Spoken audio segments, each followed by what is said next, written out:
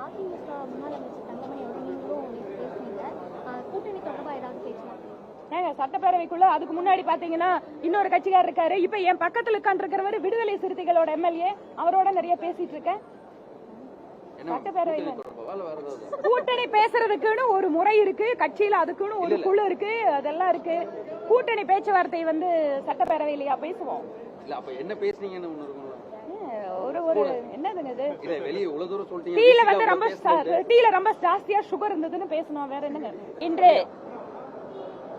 மாநில சட்டப்பேரவையிலே 2 தனி தீர்மானங்களை மாநில அரசு கொண்டு வந்தது. ஒன்று, வரக்கூடிய மக்கள் தொகை கணக்கெடுப்பு நடக்கின்ற பொழுது அதை அடிப்படையாக வைத்து தொகுதி மறுசீரமைப்பு பணிகளை மேற்கொள்ளும் பொழுது நாம் ஏற்கனவே வைத்திருக்கக்கூடிய தொகுதிகளுடைய எண்ணிக்கை குறைந்துவிடக் கூடாது. ஏனென்றால் மக்கள் தொகை கட்டுப்பாடு வாயிலாக இங்கு குறிப்பாக தென்னிந்திய மாநிலங்கள் இதை ஒரு கட்டுப்பாட்டுக்குள் வைத்து பல்வேறு சமூக நலத்திட்டங்கள் வாயிலாக மேம்படுத்தி இருக்கின்றன அப்படிங்கிற கருத்தோடு ஒரு தீர்மானத்தை கொண்டு வந்தார்கள். அந்த தீர்மானத்தினுடைய அக்கறையை, கவலையை பாரதிய ஜனதா கட்சி புரிந்து கொண்டிருக்கிறது. நிச்சயமாக இந்த தீர்மானத்தினுடைய அந்த தகவல்களை, அதற்கு வேண்டிய அந்த கருத்துக்களை எல்லாம் நாங்கள் மத்திய அரசிடம் பேசுவோம் என தமிழக பாரதிய ஜனதா கட்சி சார்பில் தெரிவித்திருந்தேன்.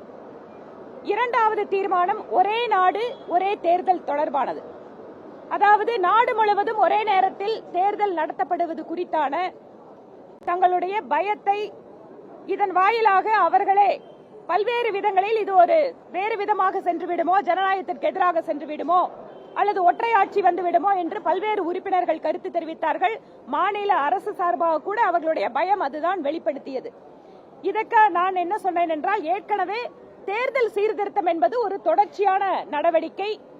இது ஒரு சீர்திருத்த நடவடிக்கையாக நாம் பார்க்க வேண்டும். ஏனென்றால் வருடம் முழுவதும் தேர்தல்கள் நடக்கின்ற ஒரு நாடாக நம்முடைய நாடு இருக்கிறது. இப்போது கூட நான் உதாரணத்துக்கு சொன்னேன், மத்தியிலே நாடாளுமன்ற தேர்தல் வருகின்ற காரணத்தால பட்ஜெட் கூட்டத்தொடர் கூட முழுமையா நடத்த முடியல. அது கூட நம்ம குறைச்சிட்டு தேர்தலுக்காக நம்ம போக வேண்டி இருக்கு. ஒரு மக்கள் நல பணிகளை தொடர்ச்சியாக செயல்படுத்த முடியாத ஒரு சூழல் ஏற்பட்டு கொண்டிருக்கிறது. ஏனென்றால் இங்க தமிழகம் இன்னைக்கு பாதிக்குது அப்படின்னா 6 மாசம் கழிச்சு இன்னொரு தேர்தல் நடக்கின்ற பொழுது மகாராஷ்டிராவில் நடக்கும். இந்த மாதிரி வருஷம் முழுக்க தேர்தல் நடக்கின்ற பொழுது ஒரு மாநிலத்தில் மட்டுமல்ல, மத்தியில அரசின் மூலமாக நடக்கின்ற பல்வேறு மக்கள் பணிகள் பாதிக்கப்படுவது, தேர்தல் செலவினங்கள், அதாவது திரும்ப திரும்ப தேர்தலுக்காக செலவு பண்ணக்கூடியது மக்களுடைய வரிப்பணம்.